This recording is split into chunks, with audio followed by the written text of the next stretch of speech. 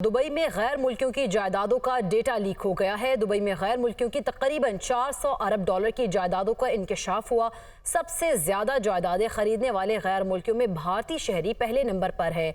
29,700 भारतीय शहरियों ने 35,000 जायदादें खरीद रखी हैं। प्रॉपर्टी लीक्स आपको बताएं कि भारतीय शहरियों की जायदादों की मालियत तकरीबन 17 अरब डॉलर है और ये इंकशाफ हुआ है। प्रॉपर्टी लीक्स में दुबई में जायदादें खरीदने वाले गैर मुल्कियों में पाकिस्तान का दूसरा नंबर है। 17,000 पाकिस्तानियों ने दुबई में 23,000 जायदादें खरीद रखी हैं और मजीद ये भी इंकशाफ हुआ है कि पाकिस्तानियों की प्रॉपर्टीज़ की मालियत 11 अरब डॉलर है। 19,500 बरतानवी शहरियों की दुबई में 22,000 जायदादें हैं और 8500 सऊदी शहरियों ने 16,000 जायदादें खरीद रखी हैं। मजीद इंकशाफ में यह भी इस बात सामने आई है कि प्रॉपर्टी लीक्स में दुनिया की कई सियासी शख्सियात, हुकूमती एहलकारों, रिटायर्ड सरकारी अफसरान के नाम भी शामिल हैं और 1 दर्जन से ज़ायद रिटायर्ड सरकारी अफसरान, 1 पुलिस चीफ, 1 सिफारतकार का नाम भी शामिल है। दुबई में जायदादों का डेटा वाशिंगटन में कायम NGO ने हासिल किया है और जायदादों का data organised crime and corruption reporting project नामी तंजीम से भी शेयर किया गया है। आपको अहम खबर दे रहे हैं, दुबई में गैर मुल्कियों की जायदादों का डेटा लीक हो गया है और दुबई में गैर मुल्कियों की तकरीबन 400 अरब डॉलर की जायदादों का इंकशाफ हुआ है।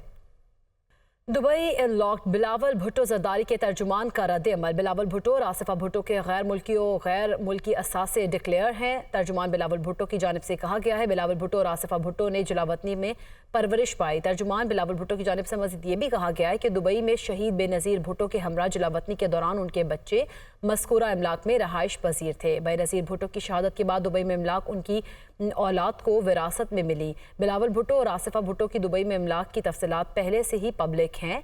मौजूदा खबर में कुछ नया नहीं, ना ही गैर कानूनी है। और तर्जुमान जुल्फ़िकार अली बदर की जानिब से यह भी कहा गया है कि बदनीति पर मबनी किसी भी कार्रवाई को मुतालिका फोरम्स पर चैलेंज किया जाएगा। नाज़रीन, प्रॉपर्टी लीक्स वफाकी वज़ीर दाखिला मोहसिन नकवी का अहम बयान सामने आ गया है। अहलिया के नाम दुबई में खरीदी जायदाद बाकायदा डिक्लेयर है और जायदाद को जमा कराए गए टैक्स गोशवारों में भी जाहिर किया गया है। 1 बरस कबल जायदाद को फरोख्त कर दिया था। फरोख्त करदा जायदाद की रकम से चंद हफ्ते कबल एक और प्रॉपर्टी खरीदी है। मोहसिन नकवी की जानिब से ये अहम बयान सामने आया है। प्रॉपर्टी लीक्स के बाद अहलिया के नाम दुबई में खरीदी जायदाद बाकायदा डिक्लेयर है, उनकी जानिब से कहा गया और उन्होंने कहा कि जायदाद को जमा कराए गए टैक्स गोशवारों में भी जाहिर किया है। जिन जायदादों का तस्करा किया जा रहा है वो पहले ही डिक्लेयर है। शर्जील इनाम मेमन की जानिब से भी ये बयान सामने है। उन्होंने कहा कि हर साल असासों और जायदादों की डिक्लेरेशन में ये तफसीलात जमा करवाते हैं। आपको बताएं कि प्रॉपर्टी लीक्स के हवाले से अब शर्जील इनाम मेमन का भी बयान सामने आया। उन्होंने कहा है कि जिन जायदादों का जिक्र किया जा रहा है या तस्करा है वो पहले ही डिक्लेयर्ड है और हर साल असासों को और जायदादों की डिक्लेरेशन की तफसीलात जमा करवाता हूँ। और नाज़रीन, प्रॉपर्टी लीक से मुतालिक ही PTI रहनुमा शेर अफजल मरवत का रद्द अमल भी सामने आया है। उन्होंने कहा कि दुबई में एक अपार्टमेंट का मालिक हूँ और अपार्टमेंट FBR इलेक्शन कमीशन में 6 सालों से रजिस्टर्ड और डिक्लेयर है। FBR से भी तस्दीक की जा सकती है। इस मामले पर 2018 की नामजदगी फॉर्मों में भी इसका ऐलान किया था। शेर अफजल मरवत की जानिब से भी ये रद्द अमल सामने आया है। और नाज़रीन, आगे बढ़ते आपको बताएं कि पाकिस्तान स्टॉक मार्केट में नई तारीख रकम हुई है। 75,000 पॉइंट्स की सतह अबूर कर गया है 100 इंडेक्स और इसमें इजाफा हुआ है 516 पॉइंट्स का। 75,047 पॉइंट्स पर ट्रेड कर रहा है। इसी पर बात करेंगे head of business desk Haris Zameer हमारे साथ मौजूद है। हारिस, बताइएगा, मुसलसल हम इसमें इजाफा देख रहे हैं और मुस्बत रुझान देखने में आ रहा है। जी, हमारी 80% के करीब बढ़ चुकी है। इसकी कई अहम वजूहत है कि इलेक्शन और प्लस उसके साथ IMF से जो बातचीत चल रही है और साथ ही जो इन्फ्लेशन के नंबर्स आ रहे हैं वो काफी कम होते चले जा रहे हैं। तो इससे लगता है कि स्टेट बैंक ऑफ पाकिस्तान जो नेक्स्ट मॉनेटरी पॉलिसी मीटिंग होगी कम कर सकता है। तो बैंक की रिपोर्ट है उसमें भी ये इंडिकेशन किया है कि जून से जो है इंटरेस्ट रेट कम हो सकता है। ठीक है, बहुत शुक्रिया हारिस ज़मीर, आप हमें आगाह कर रहे थे। अडयाला जेल को सिक्योरिटी खदशात, जेल हुकाम ने 190 मिलियन पाउंड रेफरेंस की समात मुलतवी करने की इस्तदा कर दी है। एहतसाब अदालत इस्लामाबाद के जज नासिर जावेद राना ने अडयाला जेल में आज समात करना थी। हुकूमत के रिपोर्ट के मुताबिक मियां वाली, DG खान, रावलपिंडी और अटक जेल को सिक्योरिटी थ्रेट्स हैं। जेल हुकाम की जानिब से कहा गया है। अडयाला जेल हुकाम की जानिब से जज एहतसाब अदालत को खत भी भेज दिया गया है। IMF के साथ तय अहदाफ की खिलाफ वर्जी, पावर सेक्टर के गर्दिशी कर्ज में 150 अरब रुपए का इजाफा। रवा माली साल के अख्ताम तक पावर सेक्टर का गर्दिशी कर्ज 2500 अरब रुपए तक पहुंचने का खदशा है और ज़राए के मुताबिक IMF का गर्दिशी कर्ज कंट्रोल ना होने पर तशवीश का इजहार भी किया गया। इसी पर बात करेंगे। मुदस्सिर अली राना हमारे साथ मौजूद हैं। जी मुदस्सिर, आगाह कीजिएगा इस बारे। जी, नए कर्ज प्रोग्राम के लिए वजारत ख़जाना और IMF मिशन के दरमियान मुज़ाकरात जारी हैं और ज़राए की जानिब से बताया गया है कि IMF और वजारत तवानाई के दरमियान जो मुज़ाकरात हुए हैं, IMF मिशन की जानिब से तशवीश का इजहार किया गया है क्योंकि जो स्टैंड बाई अरेंजमेंट मुआहिदा था उसके तहत IMF की जानिब से ये शराइत आयद की गई थी कि पावर सेक्टर का जो गर्दिशी कर्जा है वो 23 से 10 अरब रुपए से तजावुज़ नहीं करेगा और उसकी डेडलाइन जून 2024 थी, यानी कि जो रवा माली साल इख्तिताम को पहुंचेगा तो इसमें पावर सेक्टर का गर्दिशी कर्जा 2310 अरब रुपए तक महदूद करना था, इसको कंट्रोल करना था। लेकिन ज़राए वजारत तवानाई की जानिब से बताया गया है कि रवा माली साल के इख्तिताम तक पावर सेक्टर के गर्दिशी कर्जा में 150 अरब रुपए से 160 अरब रुपए जो इसमें एडिशन का खदशा है, जिस पर IMF की जानिब से ये तशवीश का इजहार किया गया है कि पाकिस्तान और वजारत तवानाई जब इस बात पे एग्रीमेंट कर चुकी है, अहदाफ हासिल करने में नाकाम क्यों है, जिसके बाइस वजारत तवानाई से फौरी तौर पर पावर सेक्टर का गर्दिशी कर्जा कंट्रोल करने के लिए प्लान तलब किया गया है। जो प्लान ज़राए की जानिब से बताया जा रहा है उसमें पावर टैरिफ में इंक्रीज़ का बताया जा रहा है और जुलाई से ऑनवर्ड पावर टैरिफ में इंक्रीज शुरू हो जाएगा। ज़राए की जानिब से ये बताया गया है कि तकरीबन इनिशियल स्टेज पे पावर का जो रिबेसिंग की जाएगी, पावर टैरिफ में जो इंक्रीज़ किया जाएगा वो 5 से 8 रुपए के दरमियान हो सकता है। लेकिन अभी तक इस पे IMF की जानिब से जो दोबारा प्लान तलब किया गया है और अभी मुआशी टीम और IMF मिशन के दरमियान मुज़ाकरात जारी हैं तो उसमें इस प्लान को फाइनल किया जाएगा। इसके साथ ही अगर बात कर ली जाए गैस सेक्टर के गर्दिशी कर्जा पे भी, तो गैस सेक्टर का गर्दिशी कर्जा भी तकरीबन 3000 अरब रुपए को टच कर रहा है, जिस पर IMF की जानिब से ये मुतालबा किया गया है कि आइंदा हमारे साल के दौरान जो गैस टैरिफ है उसको यकसा निज़ाम के तहत लागू कर दिया जाए।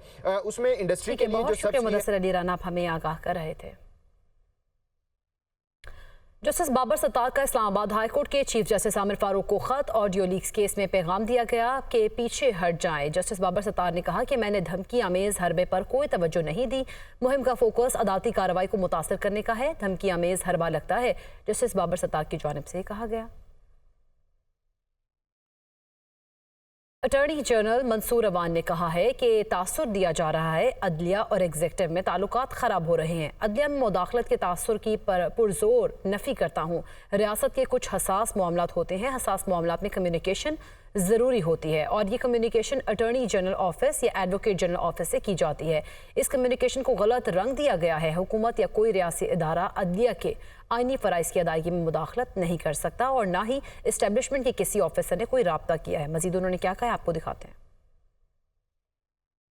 एक ऐसा तासुर बनता जा रहा है या बनाया जा रहा है कि कोई जुडिशरी या एग्जीक्यूटिव के बीच में कोई ऐसी ख़राबी या ऐसे ताल्लुकात ख़राब हो चुके हैं, रियासत के कुछ हसास मामलात होते हैं और वो जिस किस्म की हम सिक्योरिटी सिचुएशन में पाकिस्तान आज से नहीं कम से कम पिछले 45 साल से जिसका पाकिस्तान को सामना है, उस हवाले से ऐसे मामलात ज़रूर होते हैं जहाँ पे रियासत के मुख्तलिफ़ इदारों की आपस में एक कम्युनिकेशन ज़रूरी होती है और उस कम्युनिकेशन के हवाले से ये हमेशा से, चाहे वो अटॉर्नी जनरल ऑफिस हो या सूबों के एडवोकेट जनरल ऑफिस हो, वो ये कम्युनिकेशन या कोई कंसर्न्स होते हैं या कुछ चीज़ें होती हैं वो कम्युनिकेट कर। इस केस के भी हवाले से ये इस चीज़ को मैं वाज़ेह कर दूँ कि ये रिक्वेस्ट की गई थी कि उस पे जो भी ब्रीफिंग है वो इन कैमरा कर दी जाए और वो ताकि वो एक पब्लिक डोमेन में ना जाए। सो वो एक कम्युनिकेशन ज़रूर हुई। बदकिस्मती इसमें ये हो गई कि ये तासुर कुछ ऐसा गया कि शायद कहा ये समझा गया कि या ये तासुर गया कि केस का फ़ैसला किसी एक रुख पर कर दिया जाए, ऐसा नहीं था। ना हुकूमत ना कोई और रियासती इदारा किसी भी तरह से अदलिया के या किसी अदलिया के जो उनका काम है, जो उनके आइनी फ़राइज़ हैं, उसमें मदाखलत ना कर सकता है ना करता है। किसी भी सिक्योरिटी इस्टेब्लिशमेंट के ऑफिसर ने कोई किसी किस्म का बराह रास्त ना राब्ता किया है और ना वो करते हैं, ना कर सकते हैं। Chief justice Islamabad high court की आज के तमाम केसेस की कॉजलत मंसूख। साइफर अपीलों और नैब तोशाखाना कॉल अप नोटिस के खिलाफ समात आज नहीं हो सकेगी। Chief justice Islamabad high court आज चैम्बर वर्क करेंगे। ज़राए के मुताबिक आपको बताएं कि chief justice Islamabad high court की आज की तमाम केसेस की कॉजलत मंसूख हो गई है। इसी पर बात करेंगे। रिजवान काजी हमारे साथ मौजूद हैं। रिजवान काजी, आगाह कीजिएगा। इस्लामाबाद हाई कोर्ट के चीफ जस्टिस की अदालत में आज ज़ेर समाअत तमाम केसेस की कागज़ी मंसूख कर दी गई है। साइफर अपीलों और नैब तोशाखाना कॉल अप नोटिस के खिलाफ भी आज समाअत नहीं हो सकेगी। अदालत में ज़ेर समाअत साइफर अपीलों समेत तमाम केसेस की कागज़ी मंसूख की गई है और बताया जाता है कि चीफ जस्टिस आज जो है चैम्बर वर्क करेंगे।